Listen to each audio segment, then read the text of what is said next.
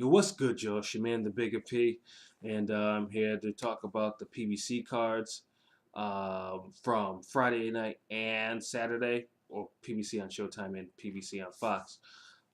It was a pretty good weekend of fights overall. I can't say they were mostly very entertaining. Some were more disappointing, some you know aggravating for different reasons. So I'll just touch upon the Friday card. That was PBC on Spike.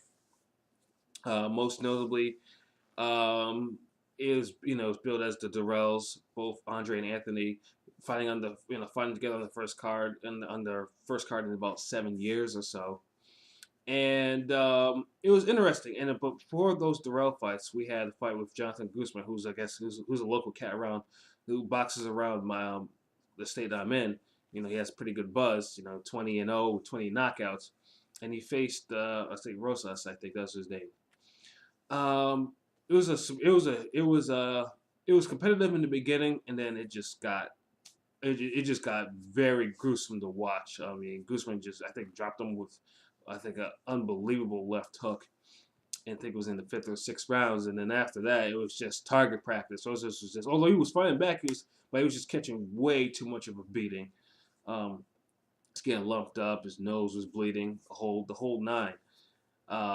Guzman, surprisingly though, for a guy with his type of power, he showed a little bit more patience than than other fights I've seen before, where he just came out guns blazing. So I think they stopped the fight probably within the ninth round or so. So Guzman, like I said, still keeps that 100% KO record, and I think he has a no contest too in there. But I'm looking forward to see how far he's actually going to go. I mean, as soon, because I think he's at 126 or 130. I know sooner or later they're going to keep upping this competition. You'll see whether or not that power is for real or not. But I mean, regardless, 20-0, 20 knockouts, it's very impressive nonetheless. The second fight, which was Anthony Dirrell versus Caleb Truax. This fight, this was the fight that I thought, okay, this was gonna go some rounds, because I think Anthony's last four fights have all went the distance. And I wasn't, and Truax is a guy, although I think he moved up, if I'm not mistaken, because he was fighting at 160, and that was the last time I saw him because he faced Danny Jacobs in a fight that was less than thrilling to watch. But nonetheless, I thought Truax would at least give him a couple, give him a couple rounds, at least some work. And Anthony just blew him away within a minute. All it took was just one flush right hand, and another knockdown, and that fight was over. So I was impressed because, like I said, that was the fight. I was like, okay, this is gonna go some rounds, and Anthony just took him apart within a round. So, I mean, Anthony's, as most people know, has gone through so much. Cancer, the motorcycle accident, and to all that to actually become, to actually pick up a belt at 168, which he did lose to Badu Jack, who we'll be talking about a little later. But it seems like he's back. He's a little focused now. So hell, I mean, give him a shot at somebody's title at least. Next, I'm all for it. And then the main event was Andre Dirrell versus Blake Caparello. Andre, if you follow the career of Andre Dirrell, I mean, it's a career that's full of frustration watching him, because you can tell that Andre Dirrell is he's as talented as his brother, maybe even a little bit more. Has good power, good speed. He can box. And but still, he just comes up short.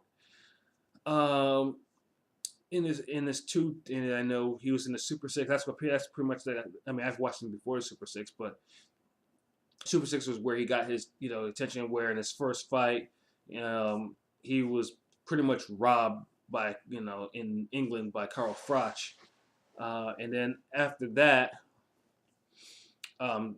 was pretty much beating the crap out of Arthur Abraham. Was beating the living crap out of Arthur Abraham before that unexpected late punch that he was down that pretty much ended things for the night. Although he would win by DQ, it took Abraham zero in the process. Um, that punch seemingly did a lot more damage than what it looked like to the eye. So, pretty much he fought very infrequently after that. Maybe I think maybe 3 fights or so. After that, I mean, you don't know what he was doing. Like, is he just resting? Is it really a severe concussion? Did he not just want to fight anymore because he got clocked? It was all types of stuff. But then I thought he would put it all together. And I was in the crowd, I was in the audience for this when he faced DeGale last year in Boston. I was like, okay, finally we're gonna see Andre. He's gonna finally become a champion. Um, because in the Super Six, like after the Super Six, like pretty much every fighter picked up a belt after Super Six. Even Jermaine Taylor, of all people, was managed to become a champion with his problems. Um, but not Andre, and I was hoping that this would not be the case. And unfortunately, it wasn't that case. I mean, he was dropped twice heavy in the second round, and DeGale took some rounds off, and then afterwards he came back and dominated again in the later rounds. So here we are, just trying to figure out like what because I know the time is running out on Andre, and this one, I mean, he's getting up there. He's what? You think he's 32, 30? He's good. It's either gonna be 32 or 33 this year. I forget to make a move. And so this fight, Caparello, this was the fight. This was the Dirrell fight. I thought that wasn't gonna last, and this went the distance. And to me, I was not happy about that. Although Caparello is a capable fighter, I just didn't think that he was in that league. So imagine my surprise when in the second round, the Caparello actually caught him and dropped him. Like it was a weird knockdown, but it was a clean one nonetheless. Was not happy seeing Andre go down, but at least he got up, and then he, put him. Basically, I mean, although he made several attempts, I know, I think in the fifth round, I think Mozovi to try to put him away. Um, and other than that, I mean, it was just work as usual, and he cruised to a decision. But I mean, Caparello. I mean, I'm not putting anything about him. I mean, he knocked him down. I mean, Caparello just before that, I mean, a couple of fights before that, he put down Kovalev in the first round too, but he got stopped by Kovalev in the next round. So it's like, still, I mean, you just don't want to see. I mean, well, at least the Kovalev one, that was one maybe he stepped on his feet a little bit. This one, Dirrell was just clean. It was very clean. So I mean, I'm just hoping that this is just maybe it was just something, maybe like a slight lapse in concentration, nothing more, or Andre again starting to get a little bit more chinnier. His punch resistance starting to chip away. But yeah, it was overall it was an entertaining PBC card. No, can't complain. Which brings us to yesterday's cards. There was two of them. There was PBC on Fox, and then later on there was the Showtime card. The PBC on Fox card, uh, yeah, yeah, yeah. There was knockouts galore. Never seen anything like that. I mean, it was one brutal knockout after another. The opener was, I think, Jorge Lora versus Fernando Montiel, and Montiel has seen better days.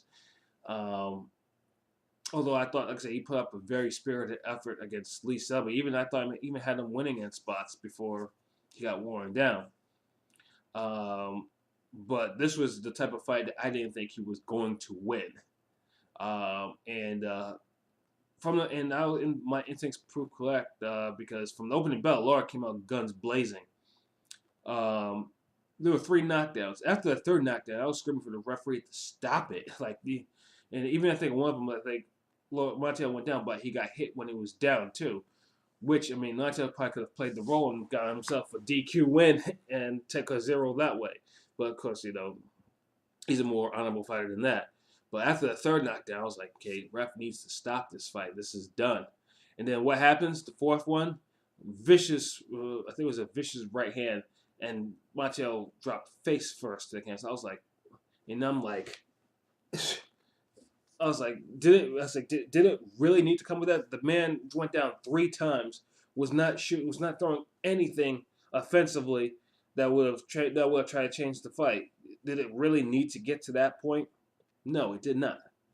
Not at all.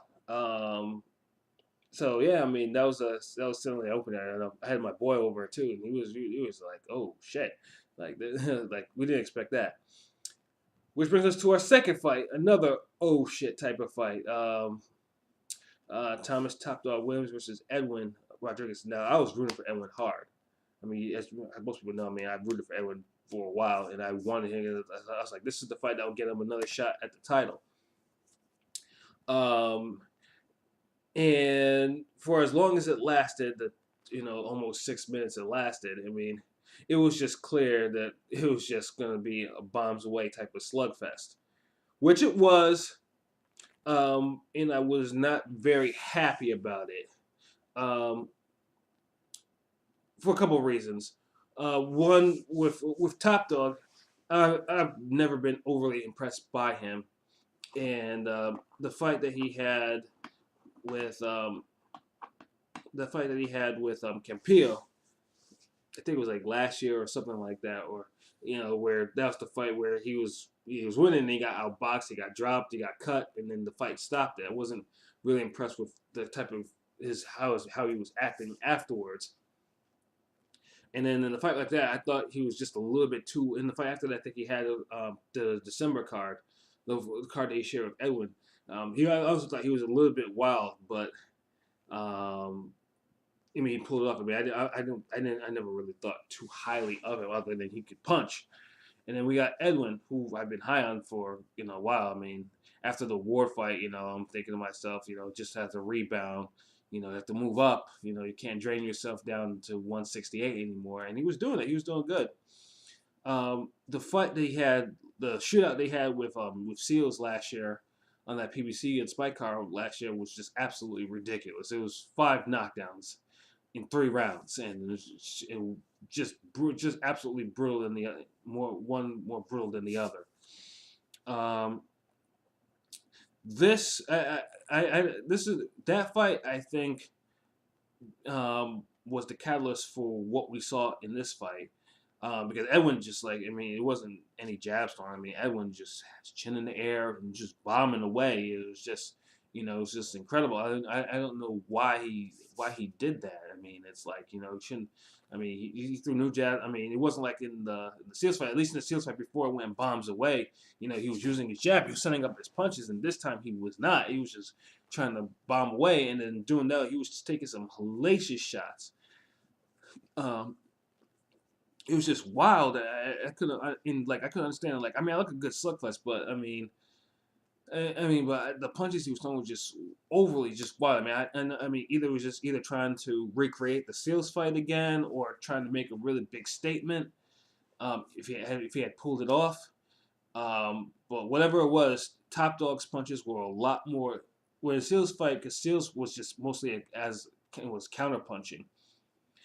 Top Dog was not counter punch. He was short. His punches were shorter and straighter, which led to the absolutely brutal knockout in the second round. In the closing seconds of the second round, Edwin just went down like a ton of rocks. Now I thought he could have been ready to go. I mean, there was very little time on the clock. I mean, it could have been like the Seals fight. Edwin could have held on. He got to his feet, and it wasn't like he was falling all over the place. He rolled, he got up, he was looking, he was ready to go, but the ref decided to stop it. And especially where it was in the clock, Edwin could have survived that round. But I understand the ref was just like, you know what, Edwin, I didn't like the way you looked. You probably went down, save you for another day. So it was unfortunate that happened, and I was a little disappointed, like I said, because I thought Edwin could have really. I thought this would have been an easier fight for him, but I'm not taking anything away from Top Dog. He did what he had to do, and he's just thinking now he's probably got this shot with Superman, probably sometime this summer. So my hat's off to him. Because the fights were ending so damn early, I think we got a swing belt, which also ended in a brutal KO. And then we got Ortiz Berto 2. Um, Disappointed is the word for this one. Just highly disappointed. I'm just um, because Ortiz boxed him up pretty good. I mean, up until the beginning of the fourth round. I mean, he even knocked him down. Berto looked jittery, nervous. The way he was moving wasn't reacting to punches overly well. I mean, there was just a lot of things going wrong for Berto, a lot of things going right for Ortiz. And I'm thinking like this is a time, this is your time to redeem yourself from all these talks. You know, like I said, you took Berto 0. Show them why you took Berto 0. And he was doing it, and I'm thinking to myself, okay, if Ortiz can remain disciplined, remain calm mentally, you can take this into the middle round. You can get Berto into the later rounds where he usually typically fades and drown him. So what happens is Berto lands one of his vintage right uppercuts on the button, and Ortiz goes down like that. And I'm like, okay, cool. All right, he got to his feet. It's whatever. And then the second fight, Berto crowded him, started landing, but I didn't think there were a whole lot of clean punches. But Ortiz, I think, went down, took a knee. Okay, fine, clear your head a little bit. However, he was taking a little bit too long to get to his feet, and then he tried to do that thing where, luckily, Reese is a pretty experienced referee to the point where he knows when fighters try to do the 9 3/4 of a second or 9.9999 seconds before they hit 10. And Ortiz got to his feet at that particular point. But here's where I get aggravated. I mean, Ortiz pulled the routine, like he was glassy-eyed or he couldn't understand, was not responding. Reese was screaming in his face. Did you want to continue? Was not doing anything. He pulled the same bullshit. Could you continue? He didn't say anything. So Reese, has to stop it. And then you see Ortiz smiling, giggling, talking very candidly for someone who claimed he could not answer this dude's questions. Hugging, good fight, you're a champion, And it's only so many times you could see, there's only you can take someone like him quitting. He mentally folding and quitting. And quitting, I mean, it's an ugly word in boxing. Like usually, I don't like to say that fighters quit. I mean, because like I said, fighters are tough people. If you ever boxed, ever been in the ring, like I said, it takes a special person to be in the ring. With that being said, I mean, it gets hard though. I mean, and Ortiz is a good fighter. I mean, he's very skilled. He can box and he can power and he has power. But there's only so many times you can take him folding. And because usually when he folds, it's not because he's taking a lot of punishment or whatever. It's mostly because he's gone up and he just doesn't want to fight. And this is what the thing is with Maidana, with Collazo, with Floyd. I mean, Josecito Lopez. I mean, people had that with Josecito Lopez until it came out that Josecito Lopez really did inflict the beating that was probably worthy of a stoppage. Because, I mean, I'm pretty sure everyone's seen the X-rays. I mean, Josecito cracked his jaw in a way I'd never seen a jaw crack before, and then top of the thing cracked his sternum too as well. So it was it was a fight where I never faulted him for once for actually getting himself out of the fight because he was getting tore up. This was not one of those fights, and I can tell this time. I mean, there was a slur. There was a rather homophobic slur that was being shouted out from the audience because of it. I won't repeat it. But however, there was another thing that I noticed too. Like when they started interviewing Berto, I don't know why or when this actually started, but it seemed to me that Fox muted Jesus Christ. When Berto said, "I like to think," and I'm like, wait, that was a mute. Why? It was like, and I'm thinking to myself, did I really just did I really just hear a mute? So I ran that back a little bit. So I'm like, okay, let's see that. And I asked my boy, I was like, did they just mute out Jesus Christ? And that's what he's like, yeah. I was like, why? That's obviously for a probably different conversation, and most likely, but it'll be something I'll probably be looking into. Why Fox of all things would mute out Jesus in that when Roberto was giving his thanks, that didn't make a lick of sense to me. Um, so I'll be curious. I'll probably do a little research just to figure out why that was muted out. Um, but in regards to Berto, like I said, Berto, I mean, this is pretty much just José Lopez all over again.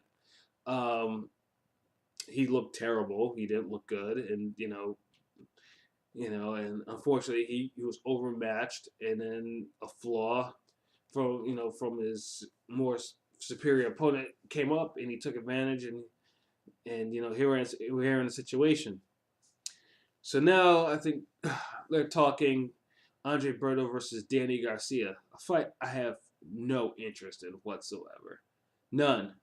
Um, I mean, it's one of those things that Berto just keeps coming. He shouldn't be like he looked terrible. I mean, that's flat out. That's pretty much flat out. I mean, with the exception of that uppercut that he landed on Ortiz, but I just can't get excited over Berto because I mean, who's he gonna beat in the welterweight? Who? Um, he was getting outboxed by somebody that was that mentally did not have it. So it's like, what do you? I mean, yeah, I mean, like I said, that was a disappointment. I mean, it shouldn't have gone down like that. I mean, Ortiz should have just. I mean, if Ortiz won, I'm like, okay, redeem yourself, and then because there's more money to be made with Ortiz than Berto. Let's be real. Um, but I mean, Berto won, so I mean, like I said, most likely we will probably see Berto Garcia sometime this summertime. Joy. So yeah, and then after those four fights, they closed out with watching Gerald Washington versus Fast Eddie Chambers. A terrible fight in every sense of the word. I'm not high on Gerald Washington. I mean, that Mansoor fight really soured me on him. And Fast Eddie is a guy, I mean, awfully talented. Um, he's frustrating to watch. It's frustrating for different reasons. He can box. He boxes his ass off. When he's in shape, dude is an incredible fighter. I think he's because there are some fights of his that I thought was just incredible. But when he's not in shape, he has these fights just a lot of struggle. For whatever reason, I just can't think of this very low activity, very defensive fighting. And I don't knock it, but it's just like when you do that, it just but regardless, that fight was not very interesting to watch because Washington, although big, I mean Washington controlled as much as he can. I mean, because he was so big. I mean, and also to the fact that Eddie couldn't hurt him, which was the thing. But Gerald Washington didn't really do anything spectacular because he was gassed by like the third round. Um, and I was hoping that Eddie would actually put some more pressure on him, but he did not. I think he only.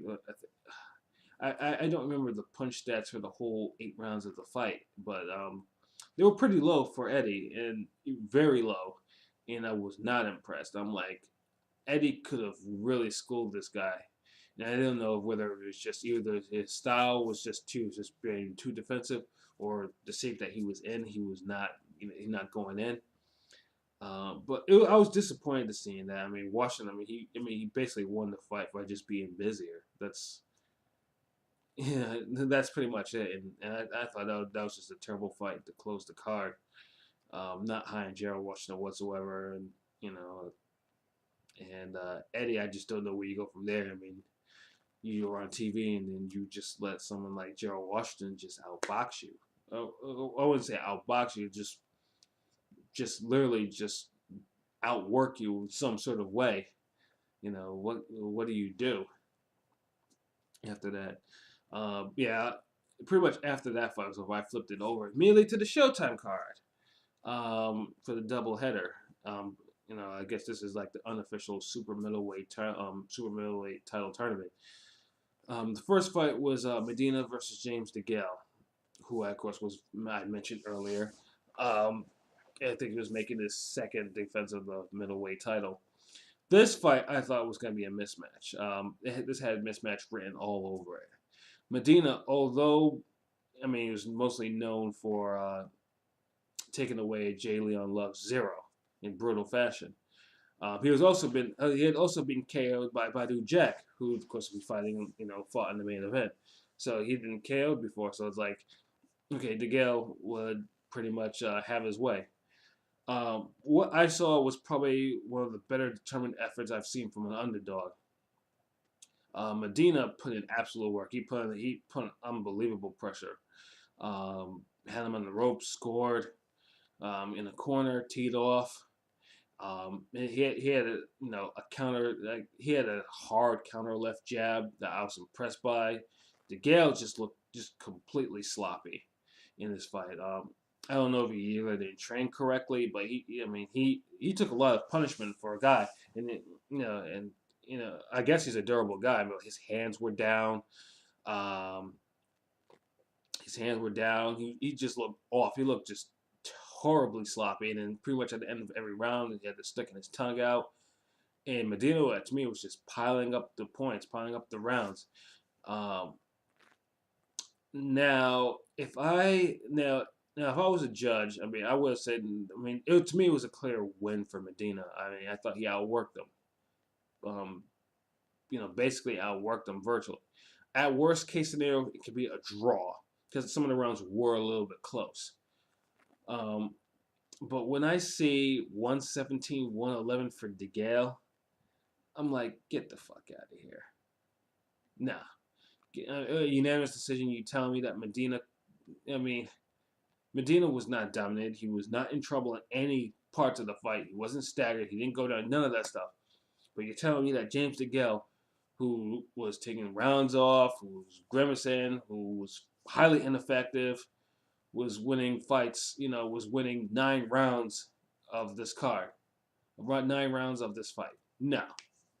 The scores were outrageous. If I was Medina, like I said, I would try to, I would try to run that back some other way. Medina did not lose that fight.